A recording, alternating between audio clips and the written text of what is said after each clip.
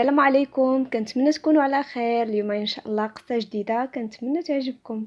تبعوا معنا القصه. اجمل حب هو الحب اللي تيجي صدفه بلا ما نقلبوا عليه.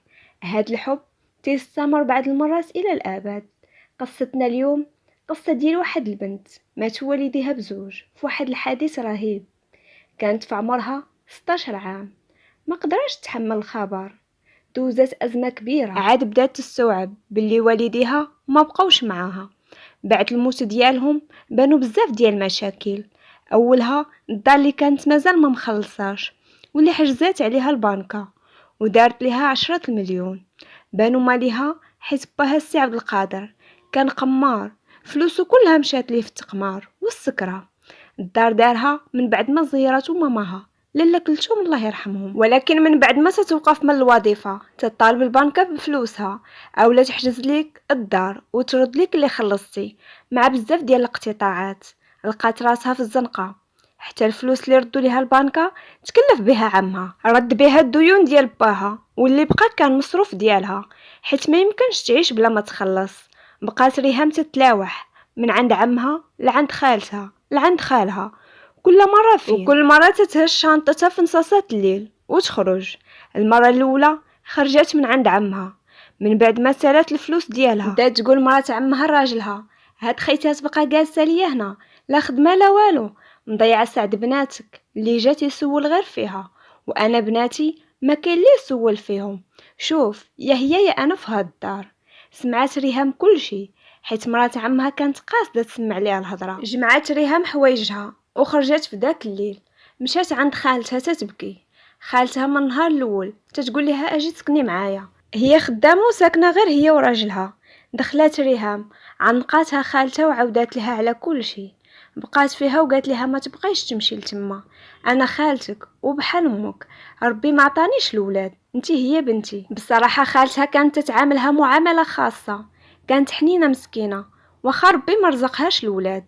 بقات ريهام مع خالتها حتى لواحد النهار بدات تشوف شي شوفات في شكل تيديرهم فيها راجل خالتها. كانت ريهام تتوجد ليه الماكله وتيبدا يامر فيها. واحد الليله عمرها تنسى ريهام، كانت خالتها مشات لواحد الحفله دايرينها في الشركه هي وراجلها، وريهام بقات في الدار. شويه رجع راجل خالتها غير بوحدو، دخل عليها للبيت وبغى يتعدى عليها، ضرباتو وقمشاتو وهربات بالحوايج اللي لابسه. جلسات في الدروج حتى جات خالتها، لقاتها في واحد الحاله تخلعات، عاودات لها كل شيء. فاش طلعت للدار لقات راجلها كله مخبوش. قال لها: شوفي هاد البنت ما تبقاش عندي هنا، كاع الناس تيتكلموا عليها وعلى سمعتها، ودابا جيت للدار دارت لها حاليه وتقول لي نسلمك راسي وتبقى علاقتنا في السر، انا نعطيك الولاد اللي حرمتك منهم خالتي. هنا ولد الحرام قاس مراتو في الوتر الحساس. شافت فريهام وهي تقول ليها: يا بنت الزنقه، دخلتك لداري، درتي ليا بالراجل، جمعي عليا حوايجك وما نشوفكش هنا، بحالك بحال امك، عينيكم على حاجه غيركم. جمعات ريهام حوايجها وخرجات وما عرفاش فين تمشي. نسيت ما وصفتش ليكم ريهام بنت زوينه بزاف، عندها واحد طاي متناسقه وشعرها زعر وعينيها زرقين، اللي شافها تيبغيها. وهذا خلق لها مشكل كبير، بنات عمها كانوا شابهين لامهم لا زين لا فورما. وفاش كانت كتخرج معاهم ريهام تجيب الخطاب حتى لباب الدار. لقات ريهام راسها بوحدها، لا حنين لا رحيم. في هاد الليل فين تمشي مع مدينه بحال فاس؟ مشات المحطه ديال التران وجلسات حتى الصباح وحلها الف حلال. كانت المحطه عامره خصوصا في وقت بحال هذا، شهر 8، شهر العطل والسفر. ما عرفتش كيفاش داتها عينيها، نعسات وشويه سمعات شي حد تينوضها: فيقي اختي، واش مشى عليك تران؟ فاقد لقات واحد المرة تدير الميناج تتنوضها، ناضت مخلوعه وكل شي تيشوف فيها. قالت لها المرة: بسم الله عليك بنتي، مالك؟ بقات ريهام بحال الا مصدومه تتشوف في المراه وهي تبدا تبكي بحال شي دريه صغيره. قالت لها المراه: يلاه معايا بنتي تفطري مع البنات. داتها لداخل المحطه ديال التران، كانوا بزاف ديال البنات جالسين تيفطروا، بقاو تيشوفوا فيها. جلسات معاهم وهي ساكته بالسيف باش دارت كاس ديال اتاي في فمها وعدات عدا ديال الخبز. بداو تيسولوها كل وحده من جهه: واش كنتي تتسناي شي حد؟ واش مشى عليك تران؟ واش انتي ماشي من هنا؟ احتاجت ريهام بزاف ديال الوقت باش تبدا عاودات ليهم كل شيء كيفاش كانت عايشه، حتى جرات عليها خالتها، بقات فيهم حيت ريهام بنت مزيونه دغيا تدخل الخاطر. قالت لها المراه الكبيره هي الشافه ديال بنات الميناج، شوف يا بنتي عندي لك خدمه زوينه، انتي ما متبوعه بوالو وكاع هاد البنات تيجروا على اليتامى، هاد الخدمه خاصها شي وحده ما عندها حتى واحد، يعني باغا تعيش وتصرف على راسها. يلا معايا، ربي كبير والله ما ينقصك خير. لبسات جلابيتها وجرات ريهام من يديها وشدات الطاكسي، قالت ليه وصلها العنوان اللي بغات. ريهام كانت مصدومه طريق كامله وهي كتفكر اشنو غدير في حياتها، اشنو هاد الخدمه اللي تتسناني. وقف الطاكسي حدا واحد الفيلا، تما خلصاتو خديجه سميت المراه ديال الميناج، دقات وحلات ليها الخدامه. دخلات الفيلا، ريهام بقات حاله فمها في دار عمرها حلمت تدخل بحالها. سولات خديجه الخدامه على السي كمال، جاوباتها الخدامه لا مسافر ايجي هاد الليله. قالت لها خديجه شوفي خلي هاد البنت تبات عندكم، غدا غادي نرجع عندكم في الصباح. دخلات الخدامه اللي كانت سميتها رحمه هي وريهام، عطاتها تغدى وبقات هي وياها تيهضروا. خديجه وصات ريهام ما تعاود والو على قصتها لاي واحد، ولا سولاتها الخدامه تقول لها باللي هي من عائله السي كمال. بدات الخدامه تتبحث فيها وتتسول شنو تجي السي كمال، ياك ما انتي مراتو. ضحكات ريهام وقالت شحال مكلخه هادي، واش مراتو تكون لابسه هكا وتغدى في الكوزينه؟ شويه ما لقات ما تعرف من عندها وهي توريها البيت اللي تنعس فيه حتى الصباح على ما تجي خديجه ويكون السي كمال جا من السفر وفاق من النعاس. دخلات ريهام دوشات ونعسات. الغرفه اللي شدات كانت كبيره بزاف وكان الاسد ديالها زوين، ما عرفاش شحال فات ديال الوقت ولا شنو تدير في هاد الفيلا ولا شكون هو السي كمال. خوات راسها ونعسات حتى سمعت صوت الطوموبيل وقفات. طلعت من السرجم وهي تشوف شي واحد خارج تيتلاوح منها مع الظلام، ما عرفاش شكون. هز راسو وبدا يشوف فيها مع الاضاءه من الداخل، ما يمكنش توضح لك اللي برا، ولكن اللي برا يمكن ليه يشوفك ويوضح ملامحك. رجعت ريهام اللور وتخبات شويه، سمعت خطوات وقفات حدا الغرفه ديالها، قلبات الباب واش مسدود وحمدات الله انها طرقاتو من الداخل. شويه استمرت الخطوات وسمعت صوت الغرفه الثانيه تيتسد بالجهد وصوت شي واحد تيغني بواحد الصوت غليظ ومزعج تيقول جو سوي مالاد. ضحكات ريهام وما داهاش النعاس ديك الليله وهي تتفكر شكون داك الراجل اللي داخل سكران، واش شافها؟ ما عرفتش كيفاش تغمض عينيها. صباح فاقت دوشات ولبسات واحد الكسوه خضراء تواتت مع لون عينيها وهبطات شمات من الدروج الريحه ديال الكيك والريحه ديال البيض باللحم. هذه هي الماكله ديال الناس اللي لاباس عليهم. تفكرات باش كانت تفطر الزيت والخبز واتاي، ونهار السعد هو الى شراو الفرماج وقسموا كل وحده بين زوج. دخلات الكوزينه ولقات الخدامه تتوجد الفطور. قالت لها واش جا السي كمال؟ قالت لها راه جا في الليل ودابا راه مازال ناعس، اجي نتينا فطري الاولى وعادي في قهوه نديرو الفطور للفراش. فطرات ريهام بالحليب وعصير دشين والبيض بالخليع ومرصو ديال الكيك. كان فطور زوين. ريهام كانت وكاله وما تيبانش فيها حيت فورمتها طويله سبحان الله ما تيبانش فيها الغلط. شويه سمعت صوت ديال الصونيت، قالت لها هادي باينه لاله خدوج، هكا كانت تتعيط ليها. حلات ليها الباب وهي تدخل. قالت ريهام تبارك الله على الغزاله ديالي يخليك ليلي، شوف كيف بان فيك الضو، البارح كنتي بحال فيك الموت خلعتيني عليك. شدات ريهام خدوج على جنب وبدات تعاود ليها باللي الخدامه سولاتها وهي ما عرفات ما تقول لها، وقالت لها واش انتي مرات السي كمال؟ هنا جات الخدامه من بعد ما دات الفطور للسي كمال وقالت الخدوج راه السي كمال تيسول فيك وقال لك جيبي معاك ريهام. مشات ريهام مع خدوج، دقات جوج دقات، جاوبها بصوت غليظ. تخيلاتو ريهام شيباني مع المشيه ديال البارح ومع الصوت اللي غنى، تخيلاتو بالكرش وسنانو طايحين وداير الفم ديال العاج وسنه ديال الذهب في جهه الناب. قال لها دخلوا. دخلت خدوج اللي غير شويه وطيح ليه على صباطو تبوسو ليه. اهلا السي كمال، عاش من شافك، الله يطول عمرك، اش خبارك؟ هزات ريهام راسها وبقات مصدومه. شافت قدامها انسان مختلف وعيرات المخيله ديالها. شافت شاب تكون عنده 30 عام، طويل وشعره كحل، سمر وعينيه خضرين، شعره مشعكك واللحيه يلاه نابته، المهم المظهر ديالو مخربق ولابس سروال بيجاما وما لابس والو من الفوق. كان يلاه فاق من النعاس. داز وقت طويل وهو تيطلع فيها ويهبط. شافت بزاف ديال الحاجات في نظره وحده من عينيه. عرفات باللي وجودها في دار مع راجل بحال هذا انتحار. كانت مرتبكه وداتها كلها تترجف عليها. قالت لها خدوج: ريهام زيدي سلمي على سي كمال، هذه هي البنت اللي دويت لك عليها البارحه سيدي كمال. شاف فيها شوفه ديال شي واحد باغي يشري شي بقره وقال لها ما بيهاش، تنظن غادي تنفعني. عطى الخدوج بريه عامره بالفلوس. شداتها وتحنات ليه تبوس ليه يديه. ريهام ما فاهمه والو. واش هادي باعتها لهذا الراجل؟ ما فهمات والو، بقات مسمره. ما عرفتكمش بالسي كمال. كمال شاب من أسرة غنية ومعروفة في مدينة فاس، صاحب أكبر سلسلة مصانع النسيج للإبل البكر. عنده 2 خواتات عايشين في ميريكان، وهو اللي بقى بلا زواج حيت عينو زايغة وكل ليلة تيجي سكران. عاطيها غير التفلية وكل نهار مع وحدة. شافت فيه لقاتو تيشوف فيها بحال شي نمر تيتكسل باش يتلاح عليها. قال لها: هي انتي هي ريهام؟ سمية زوينة ولكن مولاتها غير بالصحة. وبدا تيضحك. كرهاتو ريهام وكرهات اسلوبه. شحال حاس براسو. سولاتو من بعد مجهود كبير خداتو: عافاك السي كمال، انا ما فاهمه والو، بغيت نعرف شنو غادي نخدم عندك هنا. انا ما تنعرف ندير والو ولكن ممكن نتعلم.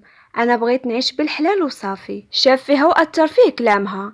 قال لها: عودات لي خديجه كلشي، وانا لقيتك البنت اللي مناسبه لهاد الخدمه اللي موجد ليك. خليني ندوش نبدل حوايجي ونفطر، ومن هنا لساعتين نعيط ليك. اوكي؟ لاح الفوطه على كتفو ومشى وهو تيغني نفس الاغنيه. كل ما كانتش محتاجه الخدمه غتقول ليه صوتك خايب وانت مغرور وما فيك حتى حاجه زوينه وحتى صواب ما فيك. ومع الريس زرق قدام بنت سد باب الحمام بالجهد وهي تفيق من احلام ديالها. ريهام ما عمرها عرفت اشنو هو الحب، حيت الظروف اللي دازت منها خايبه بزاف، والحب ما كانش عندها وقت فين تعرفه. حتى من فارس احلامها عمرها تخيلاتو، حيت اي راجل كان تيجيها بحال باها. سي كمال راجل جذاب، ما تنكرش هادشي، ولكن سكيري ومنونخ وباينه فيه مفشش وصوته خايب وما مصوابش وما تتحملوش. هكا حاولت تكتم الانبهار اللي وقع عليها فاش شافتو. نزلت لتحت وبدات تعاول خدامه فشي حاجات باش تلهي راسها. ما عرفاتش علاش ديك الصوره ديال سي كمال وهو عريان من الفوق ما فارقاتش عينيها. فكرهات راسها وخيالها الممسخ اللي ما مربيش وتصور ليها بحال هاد الصور. شويه سمعت خطوات جايين وطلع ليها من الكوزينه انسان اخر، شاب زوين ماشي بحال هذاك ديال الصباح، لابس كوستيم كحل وكرافات مارو، شعرو مدهون ومشوط اللور، محسن لحيه والبارفان ديالو تيدوخ. قال لها: تبعيني عافاك، بغيت ندوي معاك. تبعاتو وهي مصدومه. دخلات موراه لواحد المكتبه فيها بزاف ديال الكتوبه وبزاف ديال اللوحات، ومكتب كانت تشوفه غير في الاحلام. جلس وقال لها: عافاك جلسي. بدا تيشوف فيها وهي مصدومه، كيفاش تيدوي بحال تقول انسان اخر مؤدب وظريف. قال لها من بعد ما سكت واحد 5 ديال الدقائق تخيلاتها هي يوم كامل. عودات لي خديجه على ظروفك، وبصراحه تعاطفت معك. اللي داز عليك ماشي سهل على بنت صغيره بحالك، وخروجك لبرا ممكن يشكل ليك مشاكل حيت ما عندك حتى شهاده تخدمي بها، ومدينه بحال فاس تبغي واحد يكون مسمار. لهذا عندي لك واحد العرض، المده ديالو سنه، انت تربحي مبلغ اللي تحديه وحتى انا نستافد.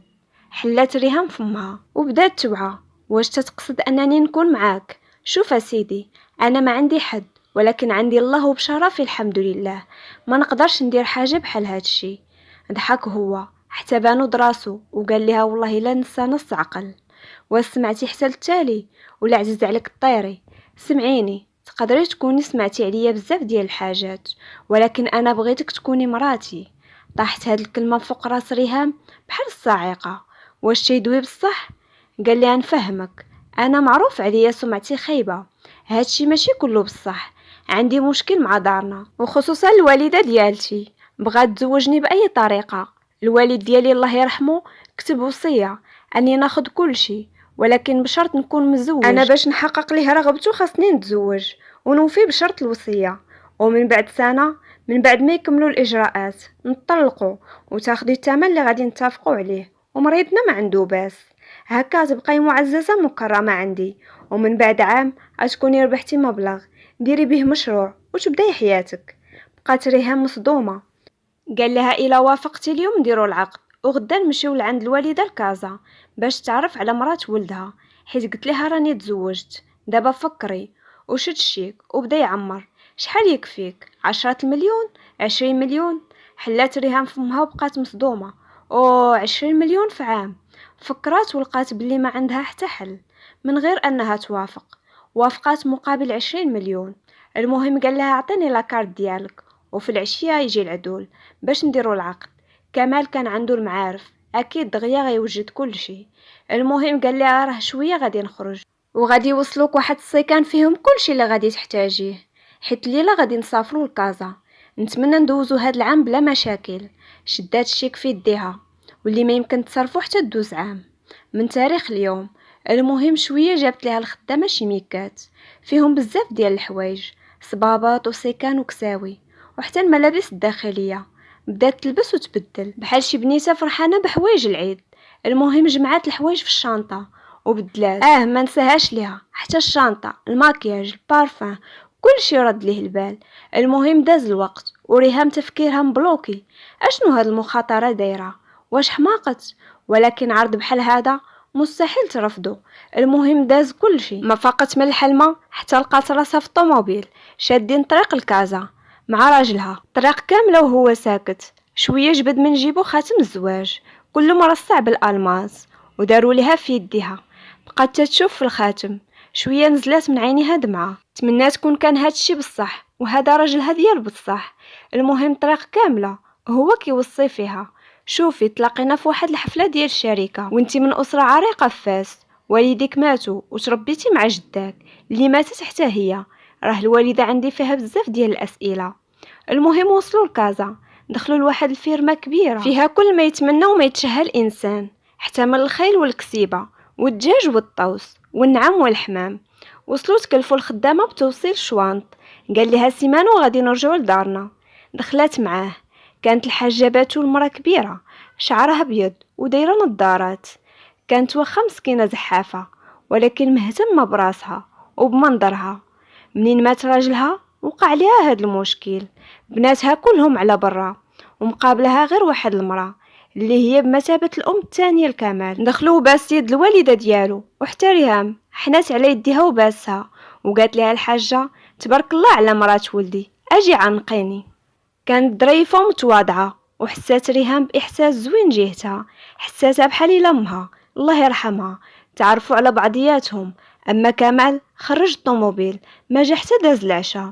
دارت فيه امو وقالت لي اش هاد التصرف؟ يلاه جيتي باقي ما سخنتي حتى بلاصتك. شويه وهي تنطق واحد البنت من وراه. ايوا ضروري يجي مورايا، راه انا اللي اتصلت بها خالتي حيت وقفات لي الطوموبيل في نص الطريق. شافت فيها ريهام كانت واحد البنت متعجرفه بحال شي مونيكا وهضرتها حرشه. شافت في ريهام شوفه ديال الكره وقالت لكمال شكون هاد البنوته. ريهام كانت فاهمه بلي هذا طنيز. قال لها هادي ريهام مراتي. تصدمات البنت اللي كانت سميتها هدى وصفارت وقالت اوه فوقاش تزوجتي ما قلتي لي والو، وخرجت تجري لبرا. تبعها كمال وريهام ما فاهمه والو. المراه الكبيره كان باين عليها انها ما راضياش تتلعب به كيف بغات. هذه بنت عمته امها مسلطها عليه، دات ليه فلوسه كامله، وملي ما لقات امل تزوج به مشات تزوجات واحد الخليجي. ودابا يلاه جات عاود. الحمد لله بنتي حيت تزوج بيك، باينه فيك بنت عائله، واخا تمنيت نتعرف على عائلتك. قال لي ولدي شنو طرا لعائلتك؟ ريهام دمعوا عينيها وعنقات الحاجه وقالت لها انا دابا امك وانتي بنتي. شويه رجع كمال وديك السلعفانه ديال هدى تضحك. سلمات على ريهام داك السلام ديال المحسادات فاش كيتلاقاو مع بعضياتهم.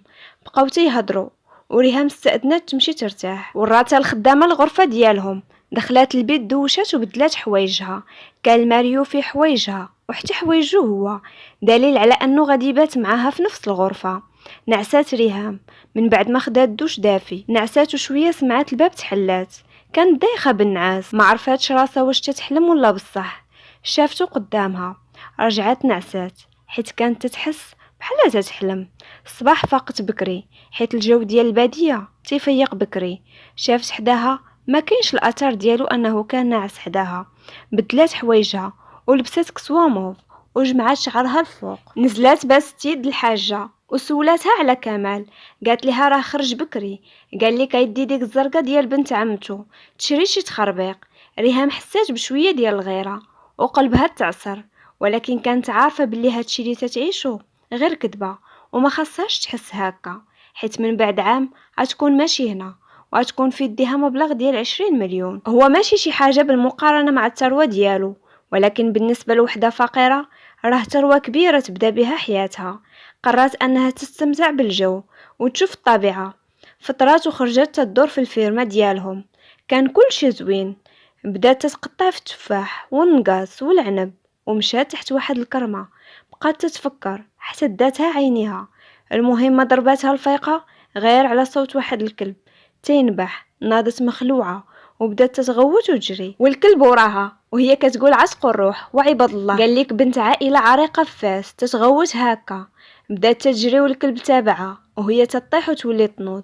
شويه طاحت على واحد الغيصه وكلشي الخدامه اللي كاينين تما تيضحك. كان منظر تيضحك. سمعات صفار وهو الكلب يمشي تيجري عند كمال اللي كان يلاه نزل من الطوموبيل هو وهدى اللي دارت من الموقف نكته ومسرحيه وبدات تفرك بالضحك. جا كمال وشدها من يديها وقال لها عجبك الحال؟ واش بنت فاس تتغوت بحال هكا؟ كانت بحال شي جنيه بقى فيها الحال حيت ما سولهاش واش هي لاباس. قال لها طلعي بدلي حوايجك وديري عقلك راه شوهتي راسك. هو مشى. اما هدى شافت فيها وبدات تضحك بسخريه. كانت مقديه عرامه الحوايج. مسكين كمال اكيد دمدومه هو اللي خلص كل شيء. وهدى ما كانش شي وحده زوينه، بالعكس مرجله تدير كيلو ديال الماكياج تتلبس شي لباس تقول ديما سهرانه.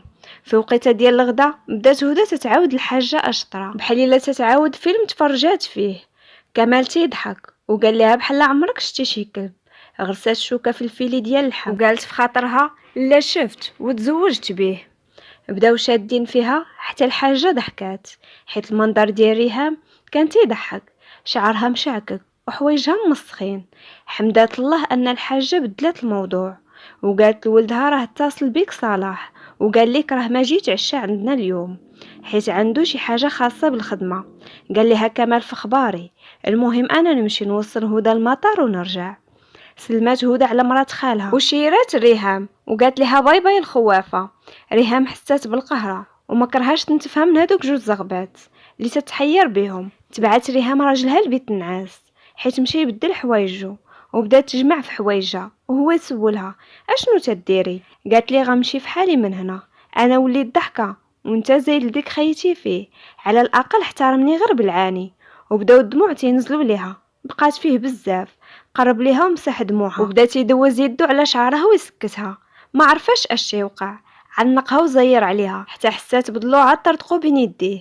كمال رجع اللور وبدا تيدوز يديه على وجهه بحال الا دار جريمه. اول مره ريهام تيعنقها ويبوسها شي واحد. حسات براسها طايره في السما. اما كمال خرج وحاول يبين باللي ما وقع والو. اما ريهام بقات مصدومه تتفكر وتعاود تخيل داك المشهد اللي يلاه وقع. ما قادراش تخيل كيفاش كانت بين يديه. نزلات لقاتو مشى مع هدى. بقات تتهضر مع حماتها وعطاتها الدواء ديالها. واحد اللحظه جا واحد الضيف. كان صلاح زوين وطويل سمر وشعرو كحل ملامحو طفوليه من غير اللحيه اللي عطاتو واحد المنظر رجولي خطير. بس يد الحاجه وسلم على ريهام. قالت ليه الحاجه هذه مرات كمال. شاف فيها في لحظه كان متخيلها شي بنيته صغيره. قال متشرفين. هاد كمال ديما تيغفل حتى يجي ويخلص الحق. ايوا صلاح ما نزلش عينو على ريهام. كانت لابسه واحد البسه زوينه وشاده شعرها على شكل كعكه. بدا تيجمع مع الحاجه حتى دخل كمال. سلم عليه قال لي فين عشيري؟ وراك تتغفل صاحبي، خاصك تخلص الحق. كمال كان تيحاول يتفادى يشوف في ريهام وحتى هي كانت حشمانه. حاولت تشغل راسها. مشات الكوزينه تشوف واش العشاء قرب يوجد. المهم غير تبعد وجمع افكارها حيت كمال ولا بالنسبه ليها. هنا تفاجات باللي كمال ولا بالنسبه ليها حاجه كبيره. بدات تحس بشي حاجه تتكبر في قلبها. عرفات باللي راها تتقرب من العافيه وهاد العافيه غتحرقها. كمال من بعد عام غادي يرجع لحياته كيف كان يسكر ويخرج مع البنات ويفرتك فلوس باه، وهي غادي تمشي قلبها مكسور، هز حب كبير ما عندوش امل. رجعات لقاتهم تيدويو على الخدمه، شاف فيها صلاح وقال صاحبو والله الا عرفتي تختار ما لقاش شي اختها توأم ديالها. ناري واش هذا تيتبسل عليا وقدام راجلي. شاف فيها كمال وطول الشوفه، حشمات ريهام وحضرات راسها. المهم كان صلاح كل ساعه تيلوح هضره تيتغزل فيها بريهام، اما كمال كان ما مسوقش، كرهت ريهام هاد الرجوله الخاويه، وحسات بلي هذا اللي مزوجه به ماشي راجل، واخا غير بالعاني مثل قدامهم. ريهام كانت تطرد المجامله او الغزل بابتسامه او شكرا له لا يخطيك. كمال كان تيعبس فاش تيشوفها تتنسجم مع صاحبه وترد المجامله. اعتذر كمال يمشي يجيب شي وراق، اما الحاجه عيات ومشات تنعس. بقى صلاح بوحدو مع ريهام، تقرب منها وقال لها صراحه كمال محظوظ حيت لقى وحده بحالك، ما كرهتش ربي لاقيني بوحده تشبه لي. مادام ريهام تنحس بلي شي حاجه في شكل كاينه في هذا الزواج. كمال انسان مستهتر، مستحيل يطيح ويبغي شي وحده. انتي ماشي ديال تكرفيس، الا بغيتي ندويو على انفراد هذه كارت فيزيت ديالي، اتصلي بيا في اي وقت. جا كمال وشاف صاحبو مقرب من مراتو، عطاه الوراق ومشى معاه حتى وصلوا لطوموبيلتو. ريهام طلعت تجري لبيتها، بدلات حوايجها ويلاه بغات تنعس. هو يدخل عليها كمال معصب وراكبو الف عفريت. تتشوفي غير من حداك، على الاقل خلينا نطلقو وديري مواعيد ولاح ليها الكارت فيزيت اللي عطاها صاحبو. بغيتي تبدليني بواحد ما يكونش قل مني، طمع ماك، ولكن انا ما نخليش ليه الفرصه يستمتع بحاجه كانت في يدي. غادي نعطيه غير الشياطه ديالي، اهجم عليها بحال شي وحش وهي تدفع وتغوت وتقول ليه بعد مني. ما تسوقش ليها، كان معصب. قال لها قررت نحول زواجنا زواج حيت انا ماشي دمدومه نخليك لغيري. ما فهماتش واش هذا حب ولا تملك ولا غيره. خدا منها اللي بغا. تمنات تكون هاد الليله ماشي بحال هكا، بقات تتبكي الليل كامل. اما هو دخل ونعس حداها ومشى في سابع نومه. فاقد الصباح ما لقاتوش، كان مشى يقاد شي خدمه. فاش رجع قال لها جمعي حوايجك غادي نرجعوا لفاس. جمعات حوايجها ومشاو لفاس، طريق كامله وهي ساكته. واخيرا نطق وقال لها عندي واحد السفر لفرنسا، غنمشي واحد شهر ونرجع، وملي نجي غادي نريحك مني ونطلقوا ونعطيك فلوسك. واخا مازال ما كمل العام، ما نقدرش نخليك تكرهيني كتر، كان الوقت فات. بالعكس يا ريت كانت كرهاتو، كانت تعيش حسن. اما دابا لقات راسها تتبغيه وتحماق عليه. ريهام عمرها دازت بتجارب من قبل من هاد الزواج، ولكن عمرها عرفت اشنو هو الحب. حلت عينيها على باها تيضرب امها وراجل خالتها تيخونها، حتى كرهات الرجال. ولكن كمال كان حاجه اخرى، كان كل حاجه فيه تتخليها تبغيه وتزيد تبغيه. المهم طريق كامله وهي ساكته تتفكر. بقات فيها الحاجه مسكينه، ما غاديش تولي تشوفها. مسكينه قالت لها السيمانه الماجيه اجيو دوزو الويكاند عندنا، راه دغيا نتوحشكم. المهم وصلوا لفاس، دخلت للبيت بدلات حوايجها. اما كمال فمنين دخلوا ما ولاش شافتو، مشى بلا ما يسلم عليها. كانت الايام في الغياب ديالو تدوز متقله. ريهام ما بقاش كتاكل، ولات نفسيتها معيافه وديما مريضه. بصراحه توحشات راجلها، تفكرات لحظات قليله دوزاتها معاه غتبقى في الذاكره. واحد النهار وصلاتها واحد البريه من البنكه، تيقولوا لها بلي عندها حساب بنكي بقيمه 20 مليون. فتحات البريه وبدات تتبكي حيت عرفت بلي النهايه قربات، غادي يطلقها وهو ما عارف شحال تتبغيه. دازت الايام وريهام تضعف وتتمرض. واحد النهار سخفات حتى عيطات لها الخدامه على خدوج اللي جابت لها الطبيب. وهنا كانت المفاجاه، ريهام حامله. بكات فاش عرفات الخبر وقالت الخدوج ما تقول والو لكمال، ووصات رحمه باللي باغا ديرها ليه مفاجاه. خدوج كانت عارفه نوعيه الزواج، وحتى ريهام عاودات لها كل شيء وبقات فيها. قالت لها دابا راه غادي نطلقوا، من الاحسن ما يعرفش، ما بغيتش يبقى معايا بالسيف عليه. انا غادي نشوف فين نمشي، ونهار نولد يجي يشوف ولده ولا بنته، ما غاديش نمنعه. قالت لها عافاك دبري لي في شي دويره صغيره فين نسكن، وعافاك ما تقولي ليه والو. جمعات حوايجها ومشات تسكن مع خدوج على ما تدبر لها على دار. المهم دبرات لها خدوج على واحد الدار وبقات فيها. داز شهر وما سولش فيها كمال، داز الشهور الاولى حتى كرشها بدات تتكبر ودوزات اسوا ايام حياتها بوحدها من غير خدوج تجي تسول فيها مره مع مسكينه صغيره. جهل وحم صعيب، تتبات تبكي بحال شي بنيته صغيره. شحال من مره فكرت تمشي عند راجلها وتطالب بالطلاق ديالها، ياك واعده فاش يجي يطلقها، مالو ما سولش فيها. اكيد رحمه قالت ليه راها حامله. هي مازال تتفكر، سمعت الباب تحلات، عيطات خدوج هادي انتي، حيت مخليه ليها نسخه من الساروت. كانت بدات كتقل ورجعت كرشها كبيره، ما قدرش تمشي للطبيب حيت خاصها بزاف ديال الوراق وهي ما عندها والو. شافتو واقف حدا الباب، كان ضعيف ومربي اللحيه وحوايجو مبهدلين.